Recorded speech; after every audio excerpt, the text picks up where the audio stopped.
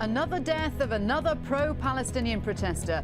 But this time, for the first time, Israel has to answer for its actions in court. Will the truth finally be told? And will there be justice for Rachel Corrie at last? This is Inside Story.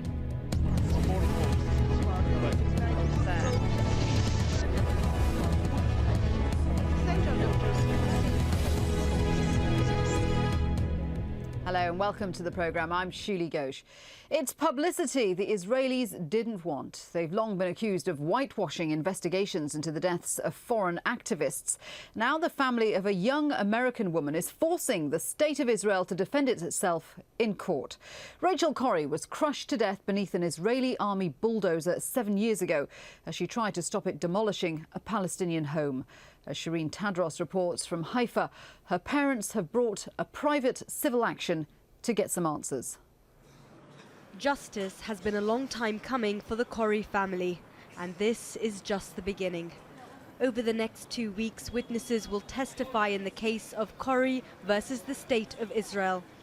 For the parents of Rachel Corrie, it's an opportunity 7 years after their daughter's death to finally get some answers. Rachel was ripped away from our family, and it left an enormous void in our lives that can never be replaced.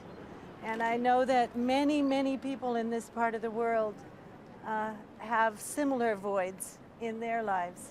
On the 16th of March 2003, Rachel Corrie, an American student activist, was killed when she tried to stop the Israeli army from destroying a Palestinian home.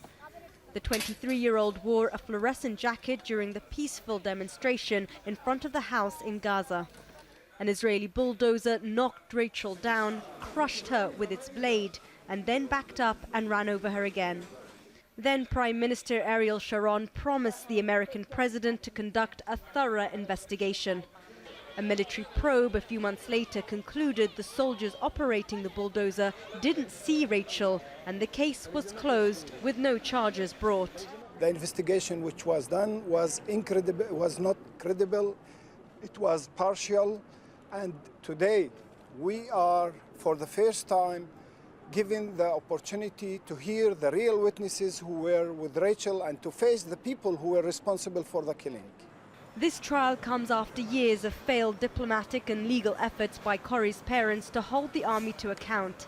In the end, on recommendation from the US State Department, the family filed a private lawsuit against Israel in 2005. The Israeli state argues the army was acting during what they call an armed conflict in a military zone, so soldiers can't be held liable under Israeli law. According to rights groups, almost 2,000 investigations into incidents where Palestinian and international activists have been killed or injured during non-violent protests have been conducted by the Israeli military in the past 10 years. Indictments were filed in only 6% of these cases. This is a civil case, which means that it won't result in any criminal charges being brought against the soldiers involved. What the parents do hope is that it will yield some results in their quest for truth, justice and accountability in Rachel's case and beyond. Shireen Tadros for Inside Story, Haifa, Northern Israel. Well, let me introduce our guests to you. In Bethlehem, we have HUWEIDA Arraf. She's one of the founders of the International Solidarity Movement. In Jerusalem, Dan Eisenberg. He's the legal affairs correspondent at the Jerusalem Post. And in London, we have Ian Black. He's a Middle East editor at the British newspaper The Guardian. Welcome to all my guests today. Dan, let's start with you over there in Jerusalem. How is this court case being viewed there in Israel?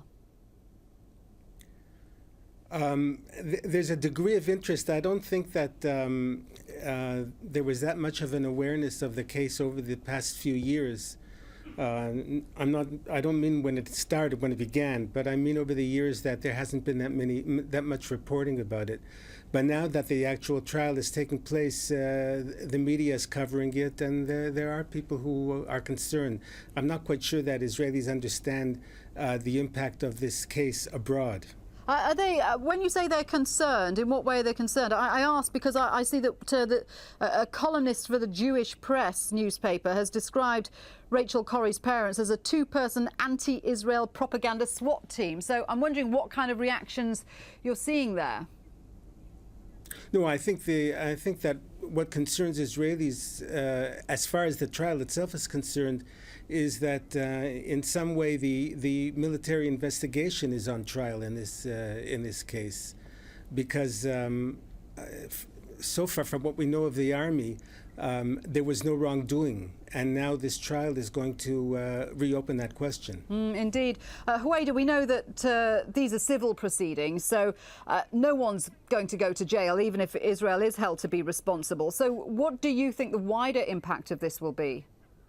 Well, I know for Rachel Corrie's parents, what they are hoping is that this trial will at least begin to reveal the truth, because there has been so many inaccuracies, so many lies that have been told. They were promised an independent investigation, and Israel never carried that out. It closed the case, found their soldiers and their whole military not guilty of anything, which basically gave a green light for the Israeli military to continue to injure and kill non-violent peace activists with impunity. And so I know that Rachel Corrie's parents hope that this will bring out some truth, and hopefully also see the people accountable be brought to justice. I don't think they have high hopes of that. They know at the same time that they're getting an opportunity thousands and thousands of Palestinian families don't get. I was going to say, I mean, the fact that an Israeli court has agreed to hear this case, it is a victory, isn't it? It is a slight victory. Again, thousands and thousands of Palestinian victims do not have their day in court as the Corries are getting, and I know that they're very well aware of that. And they're hoping that, again, this trial will bring out some truth and maybe even help shed light on the fact that so many Palestinians are victimized and don't get the same thing that they are getting right now. Ian, this idea that there is going to be some light shed on the truth. I mean, already our guest is talking about the truth being revealed. There does seem to be an assumption that the Israeli army hasn't been telling the truth, that it has hidden things, has done in the past, and it continues to do so. There is a level of mistrust over what the Israeli army says comes out of its investigations, isn't there? Well, there clearly is, and I suppose we could look fairly recently at the impact of the Goldstone report into the war in Gaza last year.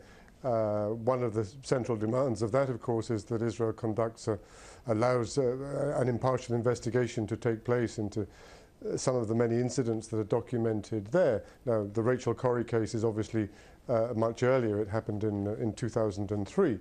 But I think the importance of it is this attempt by Rachel Corrie's family not to allow the story to die away, to try to get to the truth, and to highlight, I guess, the continuing issue of Israeli military occupation, of violence, and as HUWEIDA says, mostly directed against Palestinians. This case is only getting the sort of attention and publicity that it is because Rachel Corrie was an American, a young woman who was killed in these tragic circumstances.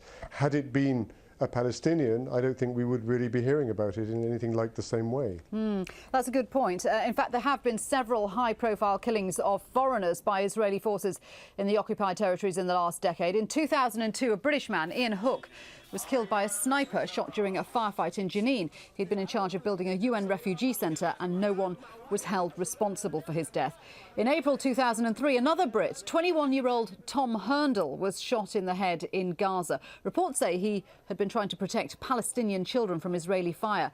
2 years later, an Israeli soldier was sentenced to 8 years for his manslaughter. Also in 2003, British journalist James Miller was shot while trying to leave a Palestinian home in Rafah. His flak jacket was clearly marked press, and he was waving a white flag. The soldier who shot him was identified, but no one was held accountable. And in March last year, American peace activist Tristan Anderson was left seriously brain damaged when he was hit by an Israeli army tear gas canister during an unarmed protest in the West Bank. Again, no one has been charged. Ian, I'm wondering what the fallout is from these stories. I mean, does this make people less sympathetic to Israel's position, perhaps more sympathetic to the Palestinian position? What effect does this have? Well, I think you're right. I mean, I think that this case is being heard against the background, in a general climate, if you like, in which international opinion, quite a lot of international opinion, is shifting, has shifted over time, very much in favour of the Palestinian narrative, if you like, and against the Israeli one. This is part of a much bigger picture. Palestinians and Palestinian supporters using the legal means at their disposal to challenge things that have happened, whether it's a case like this, the killing, whatever the circumstances, of a foreign activist supporting the Palestinians. There's the attempt ongoing to try to bring Israeli politicians or military figures to trial for alleged war crimes. There is the whole movement, particularly strong, I think, in Europe, for boycott, disinvestment, sanctions, to try to bring pressure to bear on Israel. And I think that these sort of cases and the high profile they get have to be seen against that background of a struggle by other means to try to highlight the Palestinian cause and to, if possible, to redress injustices. There's a lot going on, and this is part of that. Dan, do you agree? Do you agree with Ian that cases like this are perhaps hardening opinion or shifting the mood against Israel? I imagine that that's true, but I can't help thinking about something that happened in Israel a few years ago when the government decided on the withdrawal from the Gaza Strip. The settlers in the Strip said, "How can you do this to us, you know? We are here because you wanted us to be here," as if to say that they didn't know that the question of the occupation or of the question of sovereignty over the land was in great doubt. And it seems to me that when I read the language, both of Rachel Corrie's parents, and also the lawsuit that's been filed, and all of the talk around it, I feel the same way. I'm not saying I don't know what happened there. I mean, there's a big question as to what happened in the actual incident itself. But it's clear that anyone who put himself in a situation like that must have understood that he was risking his life. And that's something that that had to have been taken account. No matter what happened, no matter what the situation actually was, and it's not clear what the situation was. What do you say to that, HUWEIDA? Because Dan's right. Your members go into situations where they are risking injury or death, even though these are peaceful protests. They're putting themselves in harm's way. Should Rachel Corrie perhaps have shown more sense?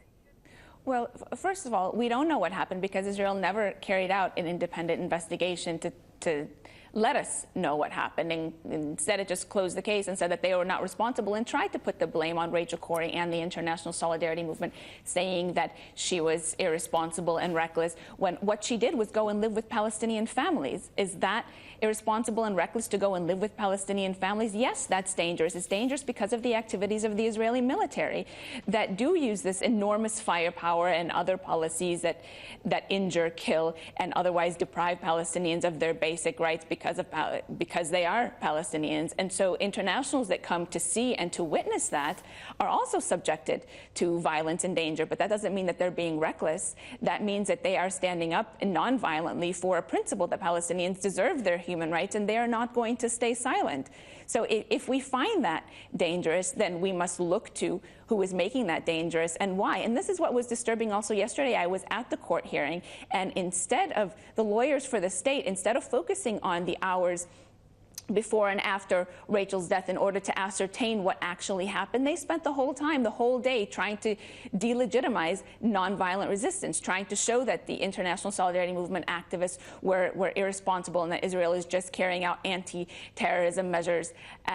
Again, avoiding what really happened and trying to put this all in the context of security. Security is what Israel always uses as an excuse to commit horrendous violations of Palestinian human rights. And this kind of impunity has got to stop. In fact, that is a view that is also shared by some human rights activists. Responding to the death of Tom Herndl, Amnesty International's UK director Kate Allen said the general position is one where independent investigations of civilian killings almost never happen, and where the process itself lacks independence and impartiality. Where exceptionally an individual Israeli soldier is held responsible for a civilian death or injury, typically no one further up the command structure is ever held accountable. Dan, this is one of the one of the criticisms levelled at the IDF, that when something goes wrong, when something happens, there is an internal investigation, and critics say, you know, it never leads anywhere. No one's ever held responsible. What do you say to that?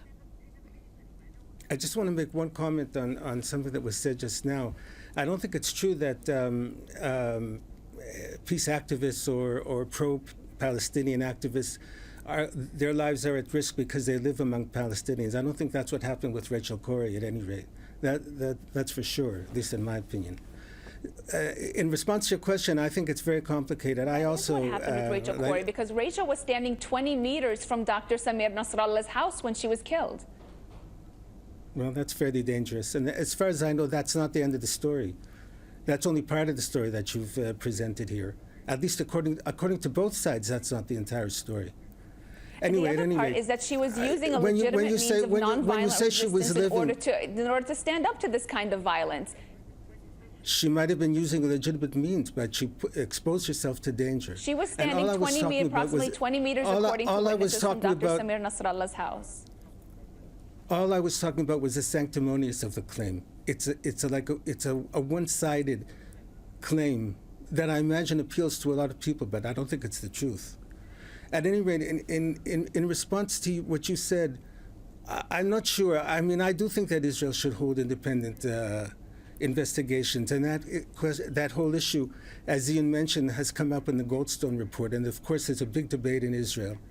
I think that Israel is wrong in not holding independent examinations, at least of certain things. And from what I understand in the case of Rachel Corrie, the military investigation is dubious. And so therefore there should be some kind of transparency, some kind of independent investigation. All I can say is that I hope that the court will deal with this case honestly, that it won't be biased in favor of the government's position, that it'll act as an independent court, and that it'll deal as fully as it can with the evidence. But I just want to add that I don't know if this is a cover-up or not. I just read the Human Rights Watch report on Rachel Corrie and on the investigation, which was very critical of the investigation. But the final word of Human Rights Watch on this case was that they don't know for sure what happened, and they don't know for sure, they can't say for sure that the army's claim that the bulldozer driver... presumably this is something that's going to be investigated at a legal level during the court case. I'm interested in this idea of peace activism, a legitimate means of protest. Ian, I wonder what you think the Israelis think about peace activism, and whether they are threatened by it, particularly by international peace activists going over to Israel to join in with the Palestinians.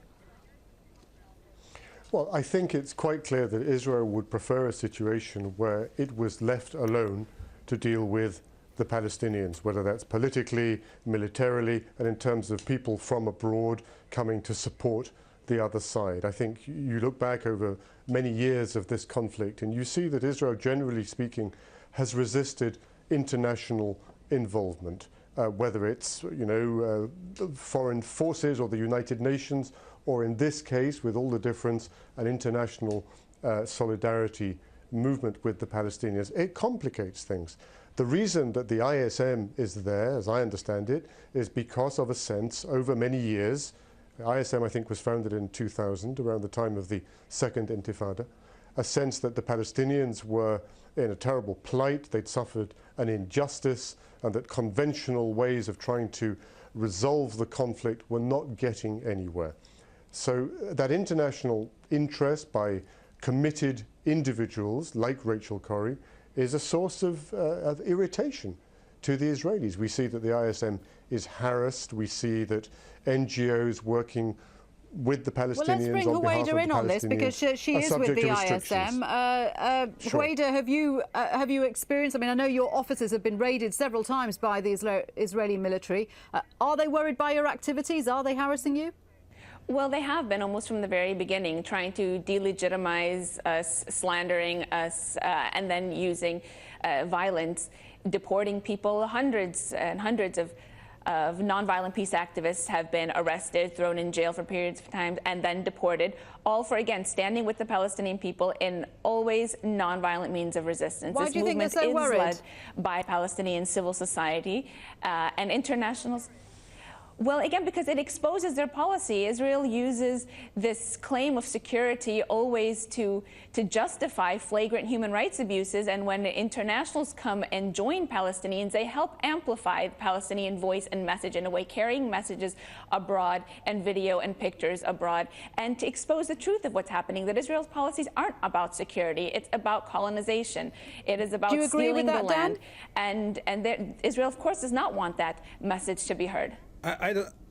I don't have an opinion about whether the ISM should be active or not. By the way, they're not active inside Israel. They're active in the occupied how are they territories. perceived inside Israel? But I would just like to add, though, that there are many human rights organizations in Israel which are the bane of the government that do all of this work. They expose injustices. They support the Goldstone report. They report on violations of human rights all the time. They're not very popular in government circles, but they're very active, and their voice is heard in Israel. So do you think there is more pressure, both within and internationally, on Israel to be more transparent and have more accountability? Well, I think that the question of how Israel investigates incidents like Rachel Corrie's are problematic.